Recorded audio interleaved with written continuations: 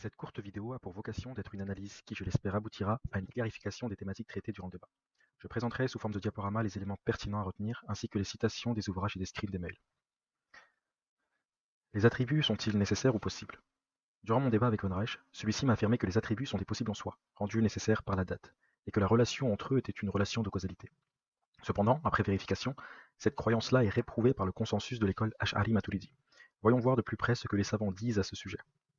Dans l'ouvrage attribué au Cheikh Saïd Fouda, A Refined Explanation of the Sanusi Creed, nous lisons à la page 73, je cite, « Il convient de noter que l'on ne devrait pas dire que les attributs d'Allah ont besoin de l'entité.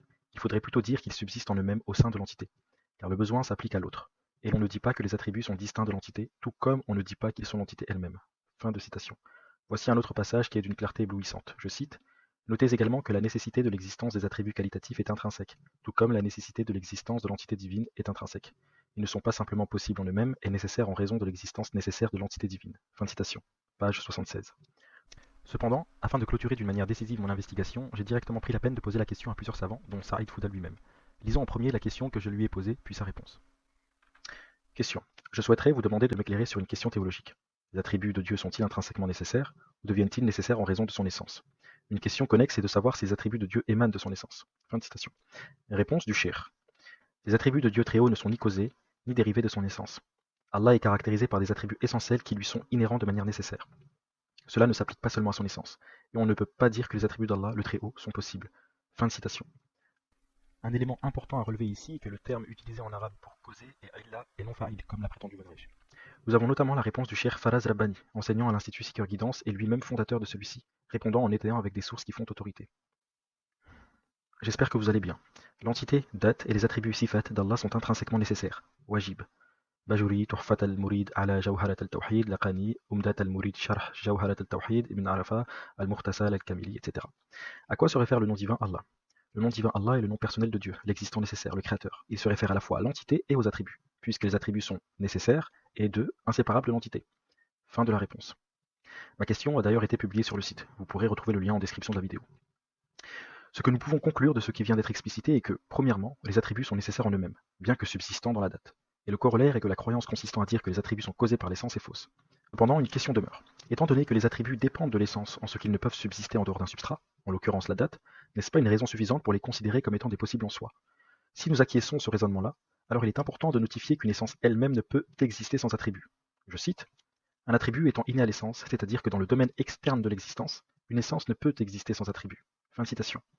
Ainsi, si l'essence elle-même ne peut être sans attribut, alors la conclusion qu'on a à faire à partir du raisonnement ci-dessus doit être appliquée notamment pour l'essence, à savoir que l'essence est impossible en soi, car elle ne peut pas exister sans attribut.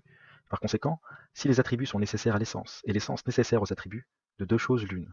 Soit on considère que l'essence est possible en elle-même et est rendue nécessaire par les attributs, ou bien on considère que les attributs sont des nécessaires en eux-mêmes à l'instar de l'essence. Et afin que le tiers soit exclu, soit on considère que non seulement que les attributs sont des possibles, mais que la date aussi l'est. Rappelons que pour Von Reich, les attributs d'Allah, de leur intégralité, sont causés par l'essence. Et par conséquent, le pouvoir causal, l'omnipotence d'Allah, est causé par l'essence d'Allah. Posons donc la question suivante à Von Reich. Est-ce qu'une chose peut exister de toute éternité, tout en étant causée? Voici la réponse et un supplément de la réponse. Je rencontre moins. Tu viens de me dire que l'être nécessaire produit, donc cause, son propre pouvoir causal. Donc ça veut dire que l'être nécessaire, avant d'avoir son propre pouvoir causal, il a un pouvoir causal qui lui permet de produire son propre pouvoir causal. Est-ce que quelque chose qui n'est jamais entré à l'existence, c'est-à-dire qui a toujours existé, peut avoir été causé? Bah non. Démonstration corollaire de la relation symétrique entre l'acéité, l'être nécessaire et les attributs. Énumérons quelques attributs divins. La vie, l'omniscience, l'omnipotence, la volonté, le vivant, le tout-sachant, le tout-puissant, le voulant. Les attributs en rouge font partie de la catégorie Sifat Ma'ani. Leur existence est extramentale et subsiste dans l'entité. Les attributs en bleu font partie de la catégorie Sifat Ma'nawiya. Leur existence est intramentale et ils indiquent les attributs auxquels ils sont corrélés. Ainsi, lorsqu'il est dit que l'être nécessaire est vivant, il n'est pas entendu par là qu'il y a un attribut nommé le vivant qui serait additionnel à l'essence de l'être nécessaire, mais qu'il est vivant en vertu de l'attribut vie. Il en va de même pour les autres attributs susmentionnés et par extension à tous les attributs Ma'nawiya. Nous pouvons d'ores et déjà établir une relation entre les deux catégories susmentionnées et l'être nécessaire. L'être nécessaire est en relation avec les attributs Ma'ani. Les attributs Ma'ani sont en relation avec les attributs Ma'nawiya. Par conséquent, l'être nécessaire est en relation avec les attributs Ma'nawiya. Nous avons donc affaire à une relation transitive. Allah est en relation avec les attributs vie, omnipotence, omniscience. Les attributs sont en relation avec les attributs le vivant, le tout-puissant, le tout-sachant. Par conséquent, si les antécédents sont vrais, alors Allah est en relation avec les attributs le vivant, le tout-puissant, le tout-sachant. La question qu'on peut désormais se poser est la suivante. Est-ce qu'il est nécessaire que l'être nécessaire soit vivant, tout puissant, tout sachant? Je présume d'emblée qu'aucun musulman ne dira que ce n'est pas le cas, donc oui. Cependant, quelle est la relation modale entre les attributs ma'ani et l'être nécessaire? Précisons que les attributs selon la position présentée par von Reich sont causés par l'être nécessaire, et que ceux-ci sont des possibles en soi, dérivant leur nécessité de par l'être nécessaire. Compte tenu du fait que l'être nécessaire est nécessairement vivant, tout-puissant, etc., la relation modale est une relation nécessaire. Autrement, il ne serait pas nécessaire en soi que l'être nécessaire soit vivant, tout-puissant, voulant, la porte grande ouverte au déisme. L'évidence est d'une clarté éclatante qu'il n'y a nul besoin d'approfondir ce point pour le démontrer. Par conséquent, la relation modale liant les attributs ma'ani et l'être nécessaire est une relation symétrique, en ce que, nécessairement, l'attribut vie dépend de l'être nécessaire, mais il est également nécessaire pour que l'être nécessaire soit vivant, d'être doté de l'attribut vie. Ainsi, l'attribut vie dépend de l'être nécessaire, et l'être nécessaire dépend de l'attribut vie. Cependant, comme nous l'avons mentionné, la modalité de l'attribut vie est possible en soi, et est rendue nécessaire par l'être nécessaire. Cependant, il semble y avoir une contradiction, car si l'être nécessaire, défini comme étant indépendant de toute chose, dépend d'un attribut qui n'est pas nécessaire pour être vivant, cela implique que l'être nécessaire n'est pas nécessaire en soi, à moins qu'on admette qu'il n'est pas nécessaire en soi, que l'être nécessaire soit vivant. Ainsi, de deux choses l'une. Soit nécessairement l'être nécessaire est vivant, par conséquent sa nécessité dépend d'un attribut qui n'est pas nécessaire en soi, en l'occurrence la vie, soit il n'est pas nécessaire en soi pour l'être nécessaire d'être vivant. Précisons que ce raisonnement-là peut être transposé pour tous les attributs, à savoir l'omniscience, l'omnipotence, la volonté, etc. Désormais, abordons dans de plus amples détails l'argument que j'ai articulé durant le débat. Je vais pour ce faire utiliser un langage ensembliste en y incluant des opérateurs modaux afin que cela soit plus représentatif des propos soutenus. Il est de prime abord nécessaire de mentionner la distinction entre Allah, la date et les attributs. Le Cheikh Saïd Fouda a déclaré dans ses commentaires sur Ad-Dura al-Fakhira, je cite, « Beaucoup de gens utilisent le nom Allah pour désigner simplement l'essence, dépourvue d'attributs, disant Allah et ses attributs, tout comme ils disent l'essence et les attributs, attribuant ainsi à Allah seulement l'essence nue. Cependant, cet usage, à mon avis, est incorrect et manque de précision. En réalité, Allah est l'essence caractérisée, et il n'est pas simplement l'essence telle que conceptuellement comprise de manière intellectuelle. Cela a déjà été clarifié. » Fin de citation. Définition des ensembles. Soit D, où D représente Allah, incluant l'essence et les attributs. Soit A, l'ensemble des attributs de Allah, et soit E, un singleton représentant l'essence de Allah. Relation entre les ensembles. Relation conditionnelle, cela signifie que chaque attribut AI est conditionnellement dépendant de l'essence E, mais pas l'inverse. Cela constitue le cœur même de notre débat, à savoir que les attributs dérivent leur existence de l'essence selon un rapport causal. Cependant, il n'est guère pertinent de prendre en considération cela dans notre raisonnement. Intersection et sous-ensemble. L'intersection de A et E est vide, indiquant qu'il n'y a pas d'élément commun lorsque les attributs et l'essence sont considérés séparément. Les ensembles A et E sont des sous-ensembles de D, en ce qu'ils sont contenus dans l'ensemble Allah. Modalité d'existence. Pour tout élément X de D, soit X est nécessaire, soit X n'est pas nécessaire. Ici, le tiers est exclu. Soit les éléments de D sont tous nécessaires, soit non. Si D est nécessaire, alors par le principe du tiers exclu, soit tous les éléments de D sont nécessaires, soit au moins un élément de D n'est pas nécessaire. Si l'essence est nécessaire, mais qu'il y a au moins un attribut qui ne l'est pas, alors l'ensemble D, en l'occurrence Allah, ne peut pas être nécessaire par la composition de ces éléments. Cela consisterait à faire un sophisme de composition, à l'instar de von Reich durant la discussion pour justifier la nécessité d'Allah, malgré que celui-ci soit constitué d'éléments qui ne sont pas nécessaires. Un sophisme de composition, ce n'est rien d'autre que le fait de réduire l'ensemble à une de ses parties. Par exemple, les plumes remplissant ce sac de plumes sont légères, donc ce sac est léger. En l'occurrence, un élément remplissant l'ensemble Allah est nécessaire en soi, donc Allah est nécessaire en soi. Compte tenu de ce qui vient d'être exposé, deux alternatives mutuellement exclusives sont possibles pour justifier la nécessité de l'ensemble D, en l'occurrence Allah. Première possibilité, D et E sont tous deux nécessaires indépendamment, et leur nécessité ne dérive pas d'une relation de type C. Cela impliquerait que Allah est nécessaire en soi, indépendamment de la nécessité de ces éléments individuels.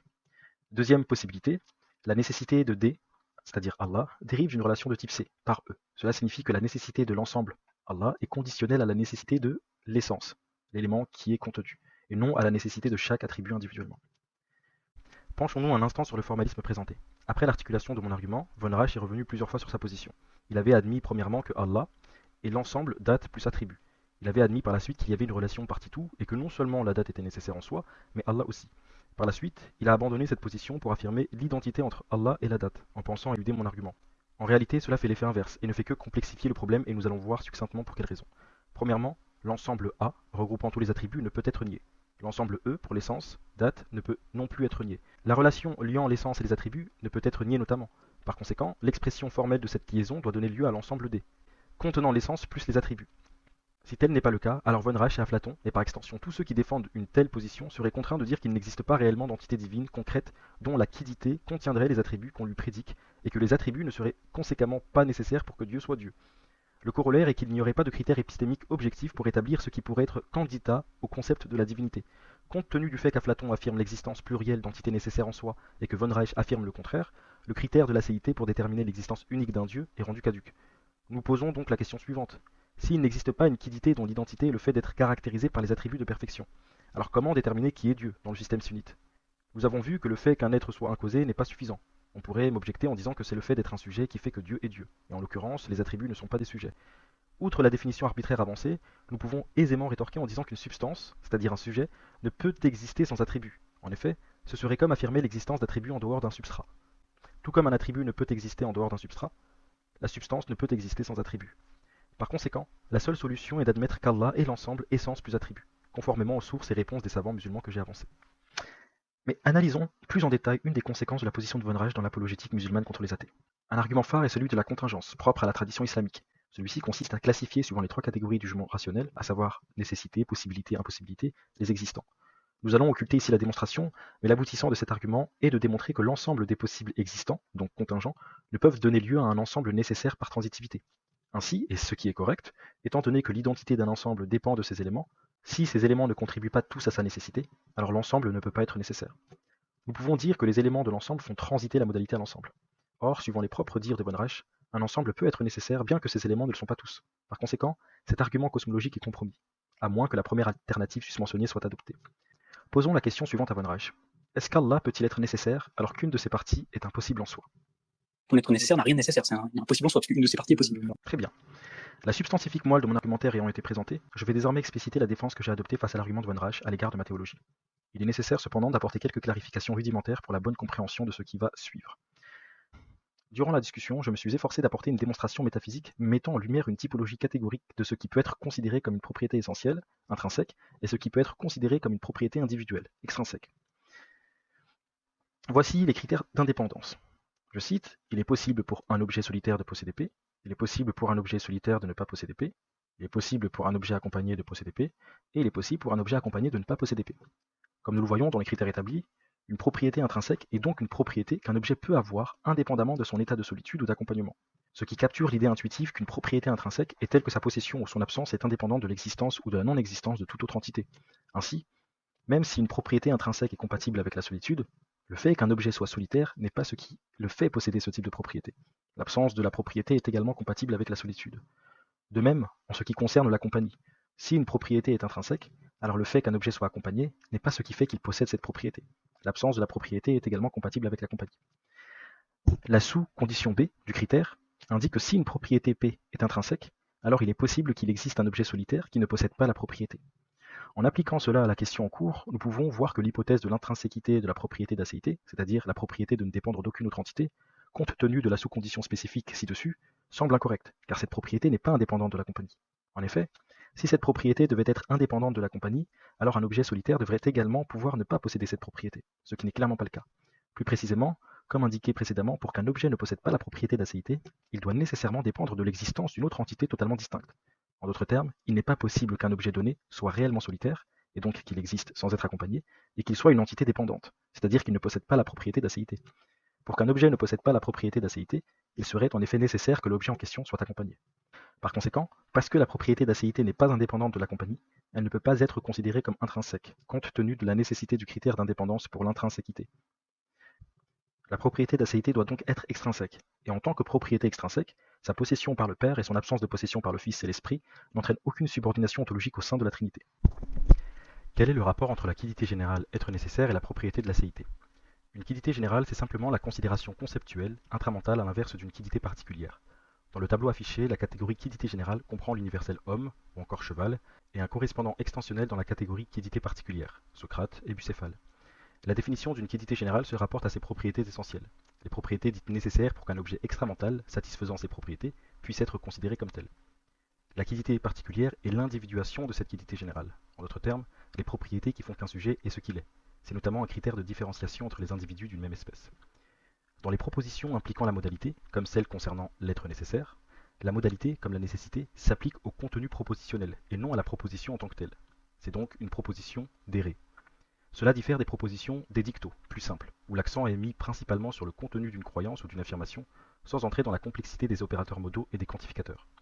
Dans le concept général, l'être nécessaire implique une modalité de nécessité qui est intrinsèquement liée à l'entité elle-même, plutôt qu'à une simple affirmation sur cette entité.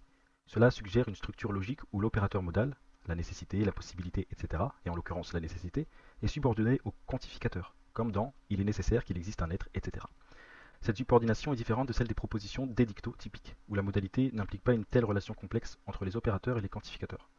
Par conséquent, on pourrait reformuler la question comme suit. Quelle est la relation entre la quidité générale être nécessaire et la propriété de l'acéité? Cette question est du même acabit que la question suivante. Qu'est-ce qui fait que l'être nécessaire possède la nécessité? Si l'être nécessaire possède la nécessité en vertu d'une propriété, alors l'être nécessaire défini comme dont l'existence ne dépend de rien, dépend de la propriété acéité, par conséquent il n'est pas nécessaire. Nul besoin d'épiloguer là-dessus, vous avez cerné l'idée. Compte tenu de ce qui vient d'être dit, l'être nécessaire fait référence à un sujet concret. La question aurait donc plus de sens si nous la posons ainsi. Quelles sont les implications de la quidité être nécessaire, c'est-à-dire le sujet être nécessaire, et de son essence? En d'autres termes, qu'est-ce que nous pouvons dériver du concept être nécessaire? Ce à quoi je réponds, l'implication donc de l'être nécessaire, à savoir Dieu, sont ses qualités essentielles, se rapportant à sa nature, à savoir l'omniscience, l'omnipotence, la volonté, entre autres, etc. Cependant, on pourrait penser que je réponds à une question qui ne m'a pas été posée. Au vu du manque de clarté de la question posée par von Reich, voici comment je vais la formuler. Est-ce que l'essence divine implique la propriété de l'acéité? En d'autres termes, est-ce que les individuations particulières de cette essence impliquent la propriété de l'acéité au sujet qui l'individualise? Ce à quoi je réponds. Premièrement, comme nous l'avons mentionné, non seulement l'acéité est une propriété négative, et n'est pas une propriété additive, mais une simple considération modale sur l'existence d'un sujet. Si celle-ci serait additionnelle à l'être nécessaire, alors il ne serait pas nécessaire en soi, ce qui est manifestement absurde. Étant donné que de la nécessité en soi découle la propriété négative acéité, nous ne pouvons pas prédiquer un mode d'existence positive à celle-ci. Sinon, comme je l'ai mentionné tout à l'heure, cela reviendrait à vouloir attribuer à l'être nécessaire une propriété justifiant sa nécessité. Par conséquent, la question de l'individuation peut se poser dans les cas où un objet n'a pas la raison de son existence en lui-même.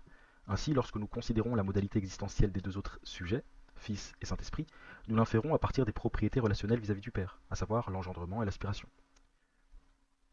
Je vais maintenant démontrer la validité logique de la position orthodoxe. Le formalisme n'a pour unique but que de permettre à ceux qui le désirent de vérifier la validité de cette démonstration. Cela se lit comme suit. Nécessairement, pour tout x, si x existe, alors il existe un y tel que y existe. Y est distinct, et y est engendré par x, si et seulement si x est le père. Nécessairement, pour tout x, si x engendre un y tel que y existe et y est distinct, alors x existe et x est une personne divine. Nécessairement, il n'existe pas de x tel que x s'engendre lui-même. Le Père existe de manière nécessaire. Nécessairement, il n'existe pas de x tel que le Père soit engendré par x. Le Père est acé, c'est-à-dire non engendré. L'acéité est une propriété hypostatique du Père et non de la nature divine. Il est donc purement valide logiquement d'avoir une personne divine autre que le Père qui n'est pas acé, qui n'existe pas par elle-même. Revenons désormais à la question initiale que nous traitions et explicitons pour quelle raison celle-ci est une erreur de catégorie. Rappelons la question de von Reich. Quelle est la relation modale entre la quidité être nécessaire et l'acéité? Est-ce une relation de possibilité, de nécessité ou d'impossibilité? Premièrement, la définition générale apportée par von Reich inclut l'acéité. Cependant, la nécessité est un jugement concernant la modalité de l'existence d'un particulier et non pas d'un concept général, comme nous l'avons vu. Nous avons donc reformulé la question de manière à ce que celle-ci soit sensée, et nous avons déduit que la relation entre Dieu, l'être nécessaire, celui qui est acé, et l'essence divine, est une relation nécessaire, en ce que Dieu, l'existant nécessaire, ne peut posséder une essence non divine. Cependant, la possession de l'essence divine n'est pas conditionnée par l'acéité, étant donné que celle-ci est un jugement particulier négatif, donc ne peut être considérée comme une propriété exemplifiable, comme nous l'avons démontré. Par conséquent, la relation nécessaire liant l'acéité à l'essence divine est une relation asymétrique. C'est-à-dire que le possesseur de l'acéité doit nécessairement avoir une essence divine, mais il est faux de dire que le possesseur de l'essence divine est nécessairement acé. Cependant, partons du principe que la quidité générale, être nécessaire, ou l'essence divine, implique nécessairement l'acéité. Nous pouvons donc formuler ainsi. Nécessairement, D implique A. Cela signifie que si quelque chose possède l'essence divine, alors il possède nécessairement la propriété de l'acéité. Pour tout x, si x possède A, alors x possède D. Cela suggère que si n'importe quel objet x possède l'acéité, alors il possède également l'essence divine. Or, comme nous l'avons précédemment vu, l'écrasante majorité des sunnites disent des attributs qu'ils possèdent l'acéité. Par conséquent, les attributs possèdent l'essence divine, ou bien qu'il existe une pluralité d'essences nécessaires en soi, position qu'Aflaton a ouvertement admis. Cela étant dit, nous allons formuler un argument qui se porte principalement contre von Reich. En réalité, von Reich se met en porte-à-faux vis-à-vis de l'écrasante majorité de la position sunnite concernant les attributs d'Allah. Si la prémisse est vraie, alors les attributs en ce qu'ils possèdent intrinsèquement la nécessité doivent notamment être sujets du concept être nécessaire avancé par von Reich, et par conséquent doivent être possesseurs de l'essence divine. Et en quoi cela est problématique? Si la nécessité intrinsèque est la modalité des attributs divins, alors la critique de von Reich ne fait pas que s'opposer à une théologie chrétienne spécifique, mais remet en question un élément fondamental de la croyance sunnite en général. Ainsi, von Reich et tous ceux qui approuvent ces propos critiquent explicitement la position sunnite normative. En d'autres termes, ils tentent de démontrer l'inconsistance du Dieu de la majorité des sunnites, et en l'occurrence même celle de son coreligionnaire Aflaton.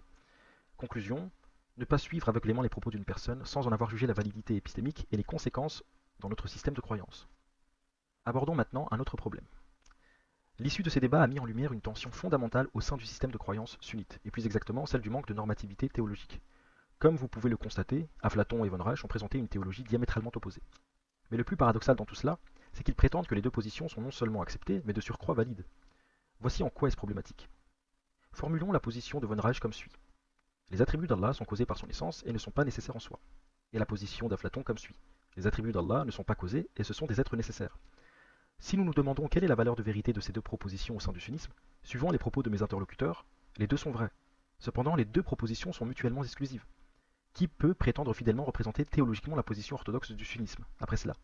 Si la spéculation théologique est permise au point de donner lieu à de divers systèmes de croyances différents, à partir de quels critères pouvons-nous juger hétérodoxe une croyance? Et la question cruciale, qui est donc véritablement le Dieu Ash'ari? Revenons sur un sujet annexe que nous avons traité durant notre discussion au sujet de l'existence. Est-ce que l'utilisation de la copule « est » implique nécessairement un engagement existentiel? Ma position étant que l'existence n'est pas une propriété de premier degré, mais une extension de concept, à savoir une propriété de second degré. Qu'est-ce que cela veut dire? Par exemple, la condition pour pouvoir se demander si Dieu existe, c'est de reconnaître d'abord que le terme Dieu n'est pas un nom propre, qu'il ne désigne pas directement un objet, mais que c'est un terme conceptuel. Ensuite, il faut s'efforcer de préciser ce concept en identifiant ses caractères définitoires de manière à pouvoir entreprendre la recherche d'objets du monde susceptibles de satisfaire ce concept, et par là, répondre à la question de la vacuité ou non de son extension.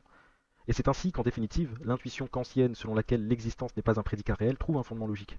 Le concept d'existence est la fonction de second degré, à une extension non vide, qui prend pour argument des concepts et pour valeur des valeurs de vérité. Elle porte sur des concepts définis par des caractères, mais l'existence n'est pas elle-même un de ces caractères. De même, dans des énoncés conceptuels ou des définitions, la copule « est » peut être utilisée pour exprimer des relations logiques, ou des attributions sans impliquer l'existence réelle des entités mentionnées. Par exemple, le nombre 2 est un nombre pair. Utilise la copule pour exprimer une propriété du nombre 2, mais cela ne concerne pas l'existence physique, ou métaphysique ou concrète du nombre 2. Ou encore, tous les hommes sont mortels, exprime uniquement un rapport d'inclusion de propriété en excluant la dimension existentielle de la copule.